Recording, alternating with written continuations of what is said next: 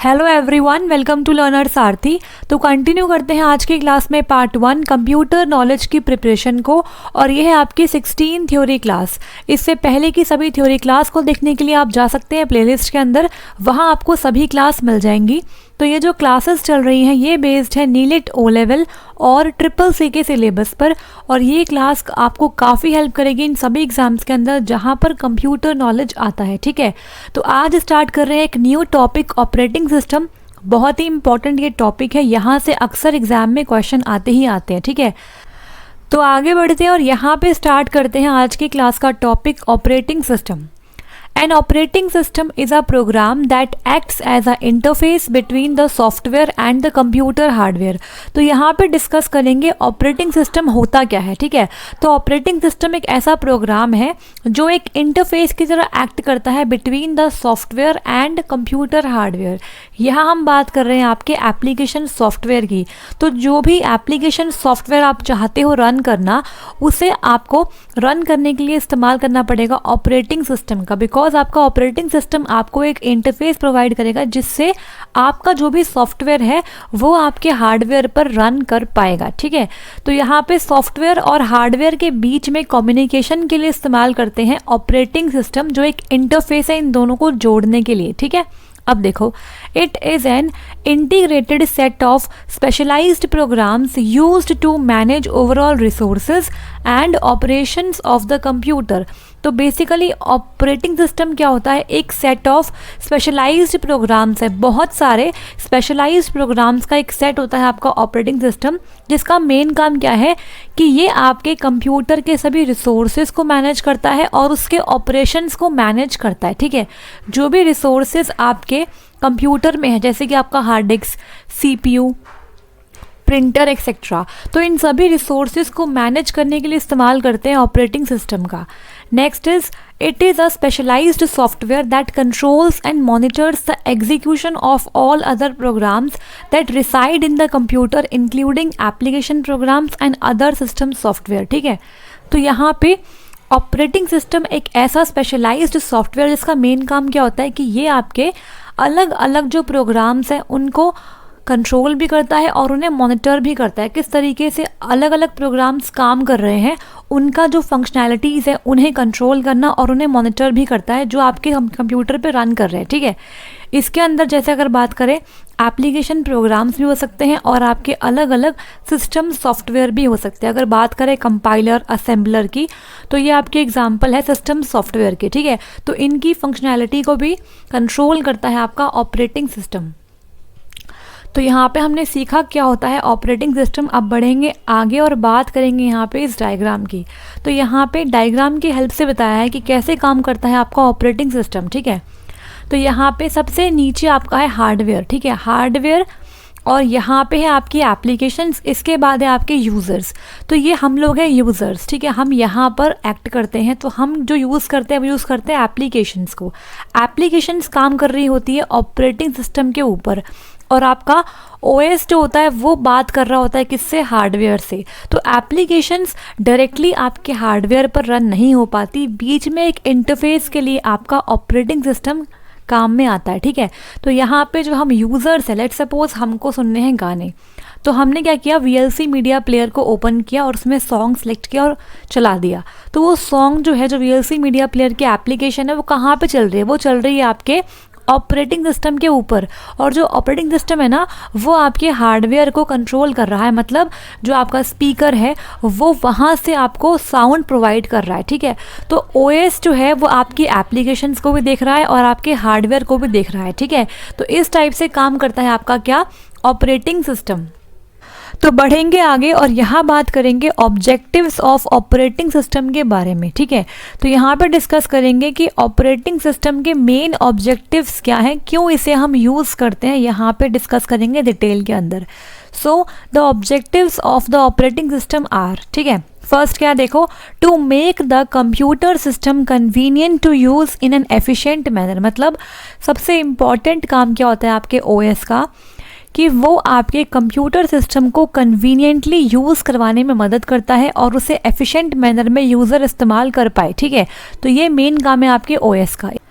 Next बढ़ते हैं आगे और बात करेंगे यहाँ पे सेकंड पॉइंट की, to hide the details of the hardware resources from the users. तो आपका ऑपरेटिंग सिस्टम जो होता है वो हार्डवेयर रिसोर्सेज की डिटेल्स यूज़र से हाइड करके रखता है, ठीक है। यूज़र्स का मेन काम क्या है कि वो एप्लीकेशंस रन करे, जो भी उनका वर्क है उसे करे और उसके बाद वो सिस्टम बंद कर सकते हैं, ठीक है। तो हमारा जो मेन काम है ना वो हार्डवेयर से नहीं है कि हार्डवेयर की डिटेल्स क्या होती हैं, उससे मतलब नहीं है हमें, वो सब यूज़ करता है आपका ऑपरेटिंग सिस्टम, ठीक है। तो आपका ओएस उन डिटेल्स को यूज़र से हाइड करके रखता है, आप सिर्फ अपनी एप्लीकेशंस पे काम करते हैं और इसके बाद आपका काम ख़त्म हो जाता है यहीं पर, ठीक है। इसके बाद थर्ड पॉइंट है to provide users a convenient interface to use the computer system, ठीक है। तो आपका ओएस यूज़र्स को एक कन्वीनियंट इंटरफेस देता है जिससे हम कंप्यूटर से इंटरेक्ट कर पाएँ और अपना इनपुट दे पाएँ और एज अ रिज़ल्ट आउटपुट ले पाएँ, ठीक है। इसके बाद है fourth point, to act as an intermediary between the hardware and its users, making it easier for the users to access and use other resources. तो यहाँ पे इसी पॉइंट को इलेबोरेट करके लिखा हुआ है कि ये एक इंटरमीडियरी की तरह काम करता है हार्डवेयर और यूज़र्स के बीच में, जिससे कि यूज़र्स आराम से सारे रिसोर्सेज को एक्सेस कर पाएँ, ठीक है। इसके बाद नेक्स्ट है to manage the resources of a computer system. अब मान लो आपके कंप्यूटर के अंदर एक साथ बहुत सारे प्रोसेस चल रहे हैं, ठीक है, और हर एक प्रोसेस को प्रिंटर या फिर हार्ड डिस्क की रिक्वायरमेंट है। तो किस टाइप से प्रिंटर एलोकेट करना है, कितने टाइम के लिए किस प्रोसेस को प्रिंटर अलॉट करना है और किसे हार्ड डिस्क देनी है, ये सब कौन डिसाइड करता है, इसके लिए रिस्पॉन्सिबल है आपका ऑपरेटिंग सिस्टम, ठीक है। Next is to keep track of who is using which resource, granting resource request and mediating conflicting request from different programs and users। अब यहाँ पे समझो, यहाँ पे इसी वाले पॉइंट को इलेबोरेट करके लिखा हुआ है, ठीक है। जो आपका ऑपरेटिंग सिस्टम होता है ना वो एक ट्रैक मेंटेन करता है कि कौन सा प्रोग्राम कौन सा रिसोर्स यूज़ कर रहा है, ठीक है, और हमें कब किसी भी रिसोर्स की रिक्वेस्ट को ग्रांट करना है। अगर वो रिसोर्स फ्री है, कोई भी प्रोसेस उसे यूज़ नहीं कर रहा है, तो उस टाइम पे आप उसकी रिक्वेस्ट को ग्रांट कर सकते हो, अदरवाइज़ आप उसे ग्रांट नहीं करोगे, ठीक है। और अगर मान लो कि दो प्रोसेस है जो एक साथ एक ही रिसोर्स के लिए रिक्वेस्ट कर रहे हैं, मतलब दोनों ही प्रोसेस को सेम ही रिसोर्स चाहिए, तो आपको किस तरीके से कॉन्फ्लिक्टिंग रिक्वेस्ट को मैनेज करना है ये सब कौन बताएगा आपको, ये बताएगा आपका ऑपरेटिंग सिस्टम, ठीक है। इसके बाद लास्ट पॉइंट है to provide efficient and fair sharing of resources among users and programs, ठीक है।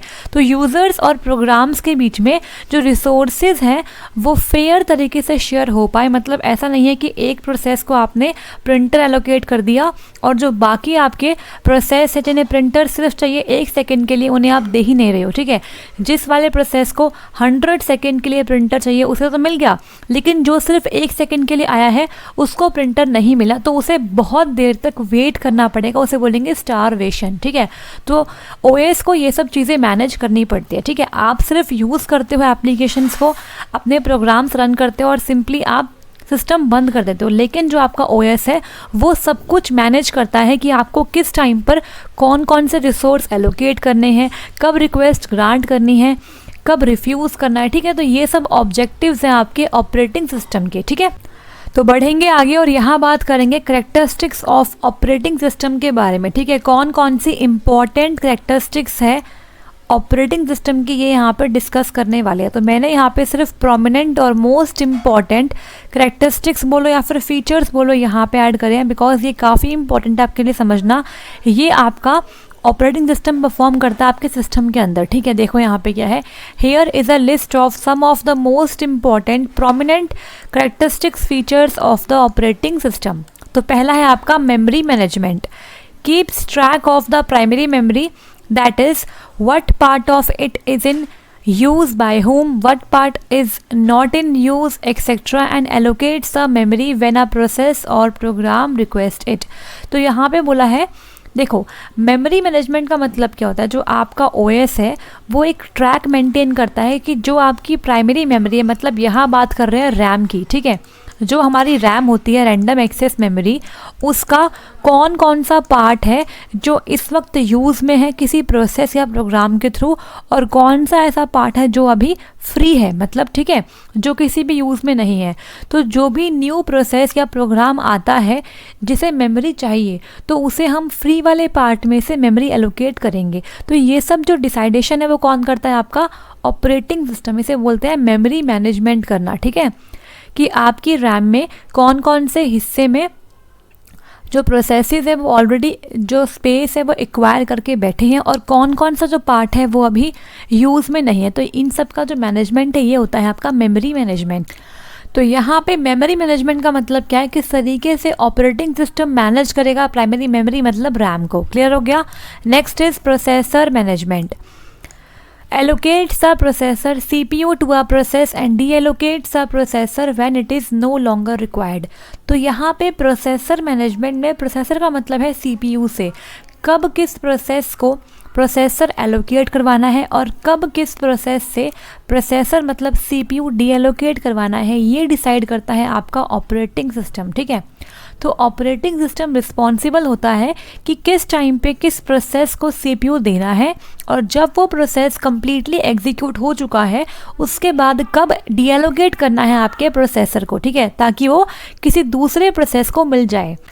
नेक्स्ट बढ़ेंगे आगे और यहाँ बात करेंगे डिवाइस मैनेजमेंट के बारे में। Keeps track of all the devices, this is also called as IO controller that decides which process gets the device when and for how much time. तो यहाँ पे डिवाइस मैनेजमेंट का मतलब क्या है कि आपका ऑपरेटिंग सिस्टम जो होता है वो सभी डिवाइसेस का एक ट्रैक मेंटेन करता है। मतलब जो भी डिवाइसेस आपके सिस्टम में, लेट्स सपोज आपका माउस है, कीबोर्ड है, स्पीकर है, प्रिंटर है, प्लॉटर है, ठीक है, तो ये सब डिवाइस की एक लिस्ट होती है, और यहाँ पे हम इसे एक तरीके से IO कंट्रोलर भी कह सकते हैं। हाँ, मतलब क्या है आपका IO कंट्रोलर? हाँ, मतलब है इनपुट आउटपुट कंट्रोलर से, मतलब जो आपका ऑपरेटिंग सिस्टम है वो ये डिसाइड करेगा कि किस प्रोसेसर को किस टाइम पर डिवाइस मिलेगा और कितने टाइम के लिए मिलेगा, ठीक है। लेट्स सपोज किसी प्रोसेस को चाहिए कि वो प्रिंटर को यूज़ करे 10 सेकेंड्स के लिए, तो ये सब डिसाइड करेगा आपका ऑपरेटिंग सिस्टम। क्या उसे 10 सेकेंड्स एक बारी में ही देने हैं या फिर 2-2 सेकेंड करके उसे 10 सेकेंड्स देने हैं, ठीक है। तो किस टाइप से डिवाइस एलोकेट होंगे प्रोसेस को, ये डिसाइड करेगा हमारा कौन? ऑपरेटिंग सिस्टम, ठीक है। Next is file management.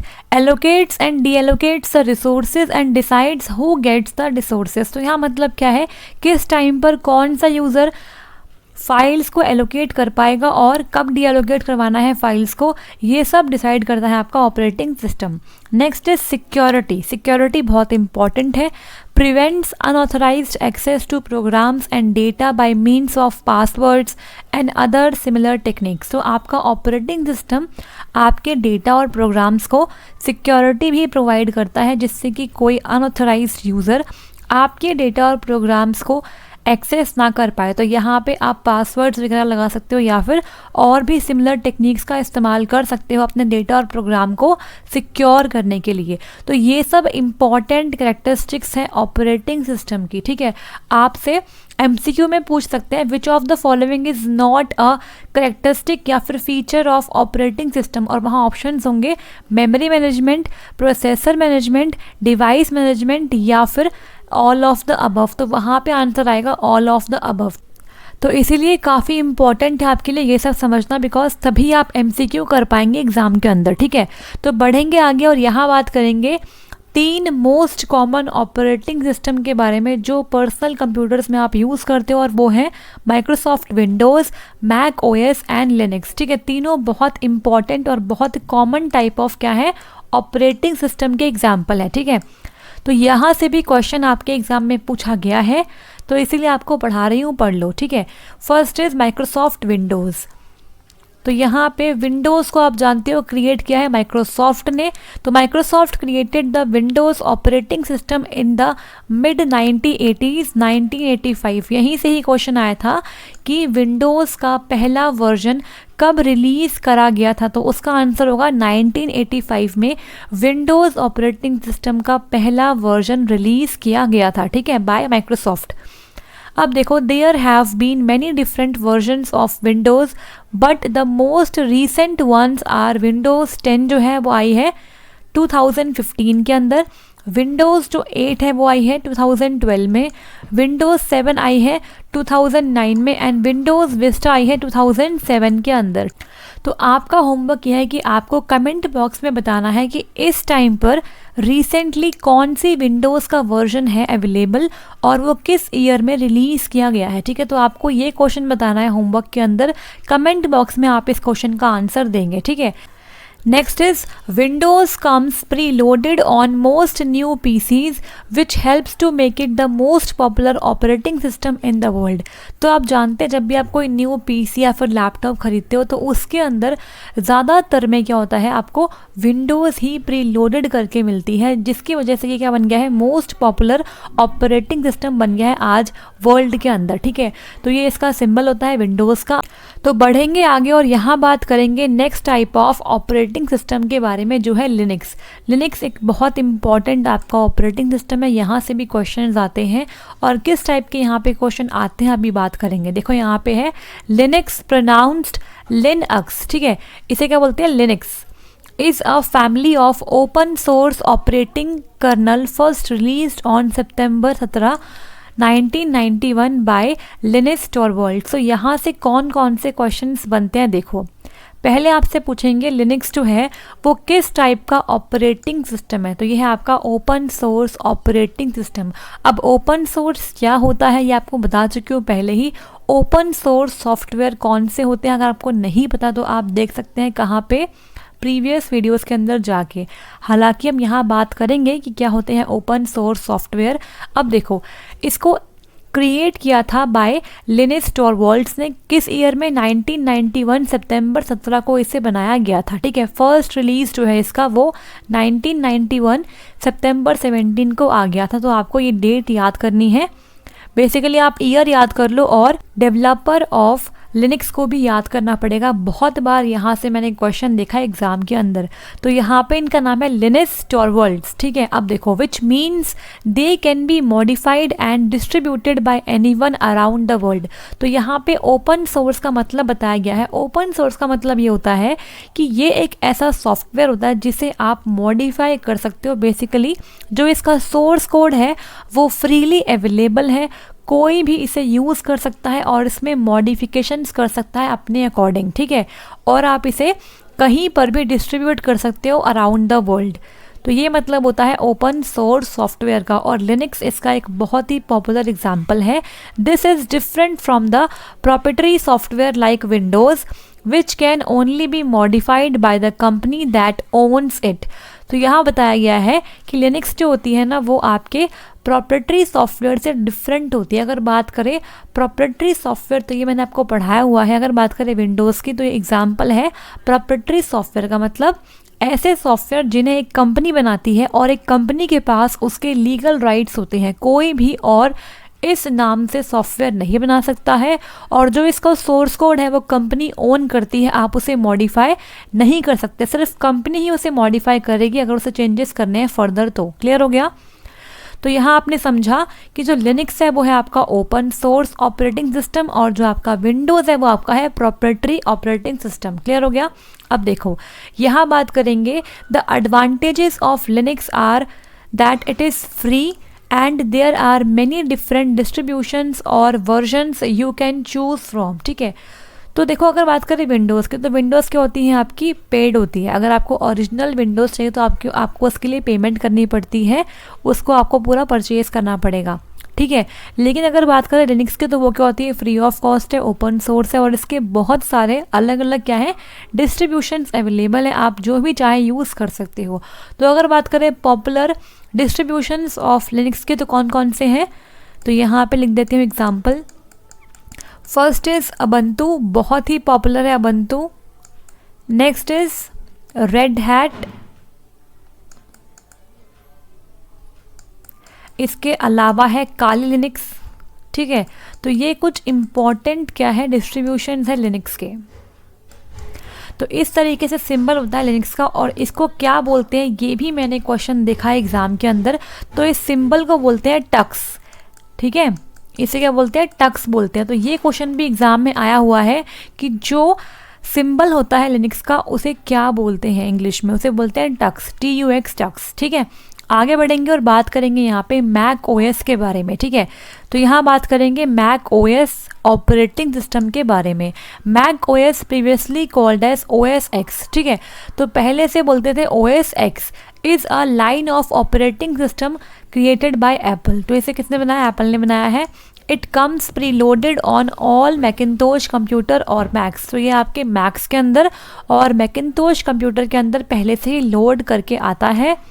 Some of the specific versions include Mojave released in 2018, High Sierra 2017 and Sierra 2016। ठीक है, तो यहाँ पे आपको बस ये याद करना है कि ये एक एग्जाम्पल है किसका, ऑपरेटिंग सिस्टम का, और ये क्रिएट किया है एप्पल ने। ठीक है, तो यहाँ पे ऑपरेटिंग सिस्टम का जो पार्ट 1 है वो हो गया है कंप्लीट। अब देखो कल की क्लास में हम बात करेंगे different type of operating system के बारे में। तो कल डिस्कस करेंगे अलग अलग OS को डिटेल के अंदर, यहाँ से भी क्वेश्चन एग्जाम में आता है। आज मैं अभी बात करने वाली हूँ इसके बारे में। कंप्यूटर मेमोरी यूनिट्स को हम पहले डिस्कस कर चुके हैं, लेकिन मुझे यहाँ पे कुछ और आपको समझाना है जहाँ से क्वेश्चन मैंने आपके एग्ज़ाम में देखे हैं, इसीलिए आपको ये भी यहाँ पे समझना पड़ेगा।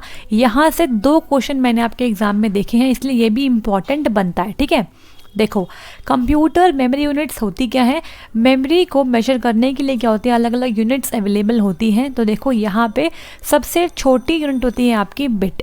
बिट का मतलब क्या होता है, या तो 0 होता है या फिर 1 होता है। ठीक है, तो इसे बोलते हैं एक बिट। एक बिट के अंदर आपका 0 या फिर 1 आ सकता है। इसके बाद होती है आपकी 1 निबल। 1 निबल का मतलब होता है 4 बिट्स के कॉम्बिनेशन से मिलके बनता है 1 निबल। इसके बाद है 1 बाइट। ठीक है, तो 8 बिट्स के कॉम्बिनेशन से बन के मिलता है आपका 1 बाइट। क्लियर हो गया। Next is 1 KB। तो 1 KB के अंदर कितने बाइट्स होते हैं, देखो यहाँ पे 1024 बाइट्स होते हैं। 1 किलो बाइट के अंदर 1024 बाइट्स होते हैं। अब यहाँ पे समझने वाली बात यह है कि 1 KB को आप 2 की पावर 10 भी कहते हो, बिकॉज 1024 जो होता है ना वो 2 की पावर 10 को रिप्रेजेंट ही करता है। ठीक है, 1024 इज इक्वल टू 2 की पावर 10 होता है। तो इसीलिए 1 KB को हम 2 की पावर 10 कह सकते हैं अगर हम रिप्रेजेंट कर रहे हैं बेस 2 वैल्यू के अंदर तो। ठीक है, और इसके साथ साथ 1 KB को हम 10 की पावर 3 भी कह सकते हैं। ठीक है, यहाँ पे देखो 1024 को अगर मैं अप्रॉक्स करके लिख दूँ तो मैं इसे 1000 लिख सकती हूँ। तो 1000 की पावर 1 मतलब 10 की पावर 3। तो मैं 1 KB को 10 की पावर 3 या फिर 2 की पावर 10 भी कह सकती हूँ। यहीं से क्वेश्चन एग्जाम में आता है। इसके बाद आगे बढ़ेंगे, बात करेंगे 1 MB की। तो 1 MB होता है आपका 1024 किलो बाइट्स। ठीक है, अब देखो 1024 किलो बाइट्स के अलावा 1 MB को मैं कह सकती हूँ 2 की पावर 20। कैसे, देखो यहाँ पे 1024 का स्क्वायर कैसे आया। अगर बात करूँ 1 MB की, तो 1 MB आपका होता है 1024 किलो बाइट्स, ये आप जानते हैं। और 1024 जो किलो बाइट होता है वो आपका होता है अगेन 1024 बाइट्स होता है। ठीक है, तो आपको सब कुछ बाइट्स में ही रिप्रेजेंट करना होता है। ठीक है, तो देखो 1024 और 1024 2 बार आ गया, तो यहाँ पे 1024 का हो गया है स्क्वायर, ये बाइट्स के अंदर चल रहा है। ठीक है, तो यहाँ पे 1024 क्या होता है 2 की पावर 10 होता है, और यहाँ पे इसका भी स्क्वायर है, मतलब ये हो गया आपका 2 की पावर 20। तो इसीलिए हम 1 MB को 2 की पावर 20 भी कह सकते हैं। और यहाँ पे क्या है, अगर मैं इसे मान लूँ 1024 को अगर मैं मान लूँ 1000, तो यहाँ पे 2 बार 1000 आएगा, तो 2 बार 1000 का मतलब क्या है 1000 की पावर 2। तो यहाँ पे 1000 की पावर 2 का मतलब क्या हो गया, 1000 की पावर 2 का मतलब हो गया 10 की पावर 3 तो होता है, ये इसकी पावर एक और 2 कर दिया, तो मतलब 10 की पावर 6 ये बन चुका है। ठीक है, तो यहाँ पे 1 MB को मैं 2 की पावर 20 बोल सकती हूँ और इसके साथ साथ 10 की पावर 6 भी कह सकती हूँ। ठीक है, तो इस तरीके से आपको आगे कंटिन्यू करते जाना है। 1 मिनट, इस तरीके से आगे कंटिन्यू करेंगे। और यहाँ पे 1 GB होता है 1024 मेगाबाइट्स और इसी के साथ 10 की पावर 9। तो यहाँ पे 10 की पावर्स के अंदर आपको 3 का टेबल फॉलो करना है। 10 की पावर 3, 10 की पावर 6, 10 की पावर 9, 12, 15, 18, 21, 24, 27 एंड 30। और जो 2 है उसके अंदर आपको 10 बढ़ाने हैं, 2 की पावर 10, 20, 30, 40, 50, 60, 70, 80, 90 और 100। तो आपको बस यहीं तक ही याद करना है, ये आपको माइंड में सेट करना पड़ेगा, तभी आपके ये वाले क्वेश्चंस निकल पाएंगे, ठीक है। तो यहाँ देख लो एक बार, 1 GB कितना होता है, 1024 मेगाबाइट्स, और इसी के साथ साथ आप इसे 10 की पावर 9 भी कह सकते हो, किसे, 1 GB को, ठीक है। और इसे 2 की पावर 30 भी कह सकते हो। जैसे मैंने यहाँ पे सॉल्व किया ऐसे ही सभी सॉल्व हो जाएंगे, ठीक है। अब देखो 1 TB को हम बोलते हैं 1024 गीगाबाइट्स, और इसे 10 की पावर 12 भी कह सकते हैं, और 2 की पावर 40 भी कह सकते हैं। तो यहाँ पे बेस 10 वैल्यू और बेस 2 वैल्यू से भी क्वेश्चंस एग्जाम में आते हैं। आगे बढ़ेंगे, बात करेंगे यहाँ पे 1 PB की, मतलब 1 पेटाबाइट्स की। तो यहाँ पे 1 पेटाबाइट्स होते हैं आपके 1024 टेराबाइट्स के इक्वल। तो यहाँ पे इसे आप 1 PB को आप कह सकते हो 10 की पावर 15 भी, और 2 की पावर 50 भी इसे कह सकते हो। इसके बाद है 1 EB, that is equal to 1024 petabytes. तो 1 एक्साबाइट को हम बोल सकते हैं 10 की पावर 18 कह सकते हैं, और 2 की पावर 60 कह सकते हैं। इसके बाद 1 ZB मतलब 1 zettabyte which is equal to 1024 exabyte होता है ये, और इसे 10 की पावर 21 कह सकते हैं, और 2 की पावर 70 कह सकते हैं। इसके बाद है 1 योटाबाइट, इसे कह सकते हैं 1024 जेटाबाइट्स, और इसे 10 की पावर 24 या फिर 2 की पावर 80 कह सकते हैं। इसके बाद है 1 ब्रोंटोबाइट, इसे बोलते हैं 1024 योटाबाइट्स, जिसे आप 10 की पावर 27 कह सकते हैं या फिर 2 की पावर 90 कह सकते हैं। एंड लास्ट इज 1 जियोप बाइट, इसे कह सकते हैं 1024 ब्रोंटोबाइट्स या फिर 10 की पावर 30 या फिर 2 की पावर 100। तो आपको इसका ऑर्डर प्रॉपरली याद करना पड़ेगा, तभी आपको ये पावर्स का ऑर्डर भी याद होगा। तो मैंने इसको ऐसे याद किया, देखो बिट, निबल, बाइट तो आप याद ही कर लो, ठीक है। इसके बाद KB से याद करो, KB आएगा, फिर MB आएगा, फिर GB आएगा, और फिर आएगा TB। इसके बाद मैंने याद किया है पेक्सी, तो PEZY, पेक्जी, इसे ऐसे याद कर लो, पेक्जी। Petabyte, exabyte, zettabyte and yottabyte. इसके बाद 2 और है, ब्रोंटोबाइट एंड जियोप। तो आपके लिए इम्पॉर्टेंट तो बस यहीं तक ही है एग्जाम में, बट आपको ये 2 भी याद कर लेने हैं, ठीक है। अगर आपने इसका ऑर्डर एक बार याद कर लिया तो आप इसी ऑर्डर में 10 की पावर्स याद कर लो। 10 की पावर 3 होती है आपकी 1 KB, इसके बाद 10 की पावर 6, 9, 12। तो यहाँ पे 3 का टेबल फॉलो करना है, और यहाँ पे 1 KB को हम बोलते हैं 2 की पावर 10। इसके बाद आपको हर में 10 की पावर से इंक्रीज करना है, मतलब 2 की पावर 10, 20, 30 ऐसे। तो आपको इस तरीके से ये दोनों टेबल्स याद करने पड़ेंगे। अगर आपको इसका ऑर्डर याद होगा एक तरीके से, तो आप ये पावर्स भी डेफिनेटली याद कर लेंगे, ठीक है। अब ये आती कैसे आपको बता दिया, इस तरीके से ये आती है, ठीक है। तो बढ़ते हैं आगे और यहाँ डिस्कस करेंगे क्वेश्चन जो आपके पेपर में प्रीवियसली पूछे गए हैं। तो यहाँ से भी क्वेश्चंस आते हैं, इसलिए मैंने आपको ये यहाँ पर पढ़ा दिया, ठीक है। देखो यहाँ पे है क्वेश्चन नंबर 46, 2 की power 10 kilobytes are equivalent to. तो 2 की पावर 10 किलोबाइट डैश के बराबर होता है 1 मेगाबाइट के, 10 मेगाबाइट के, 1 गीगाबाइट या फिर 10 गीगाबाइट के। तो यहाँ पे बहुत ही आसान सा क्वेश्चन है। अगर आपको ये टेबल पता है तो आपको डेफिनेटली याद हो जाएगा। आपको कुछ नहीं करना, देखो आपको सिर्फ क्या करना है, ये ऑर्डर याद कर लो, और यहाँ पे ये याद कर लो कि 1 KB के अंदर होते हैं 1024 बाइट्स, और 10 की पावर 3 होता है ये, और 2 की पावर 10 होता है ये। उसके बाद अगर आपको ये ऑर्डर याद है ना, तो आप अपने से निकाल लोगे। 2 की पावर 10 अगर आपको ये याद है तो आप खुद निकाल लोगे, 20 ये होता है, ठीक है, 30 ये होता है, ऐसे आप 101 निकाल लोगे। अगर आपको ये याद है कि 10 की पावर 3 ये होता है, तो 10 की पावर 6 ये होगा, 10 की पावर 9 ये होगा। इस तरीके से यहाँ पे आपको 3 का टेबल फॉलो करना है, ठीक है, ऐसे करना है। तो देखो यहाँ पर क्या है, 2 की पावर 10 किलोबाइट्स किसके इक्वल होगा। तो आपको यहाँ पे पता है कि 1 KB जो है वो इक्वल है 2 की पावर 10 के, ठीक है। और यहाँ बोला है 2 की पावर 10 किलोबाइट्स मतलब KB, 2 की पावर 10 KB कितना होगा। तो 2 की पावर 10 तो यहाँ पे है, और KB को हम क्या लिख सकते हैं, यहाँ पे KB को यहाँ पे लिख सकते हैं 2 की पावर 10 फिर से। तो यहाँ पे हम क्या करेंगे, 2 की पावर 10 और इनटू में 2 की पावर 10 हो जाएगा, बिकॉज 1 KB कितना होता है, 2 की पावर 10 होता है। तो यहाँ पे 2 की पावर 10 इनटू में क्या है, 2 की पावर 10 है। और आप जानते हो अगर बेस सेम होता है तो पावर को ऐड करते हैं। तो यहाँ पे 2 की पावर 10 प्लस 10 हो गया, दैट इज 2 की पावर 20 हो गया, ठीक है।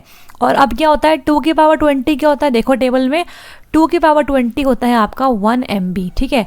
तो इस तरीके से आपको ये वाला क्वेश्चन करना है। तो यहाँ पे आपका आंसर आएगा 1 MB, ठीक है, बिकॉज 1 MB को हम 2 की पावर 20 भी कहते हैं। तो यहाँ पे option number A is absolutely right. I hope आपको यहाँ पे क्लियर हो गया होगा।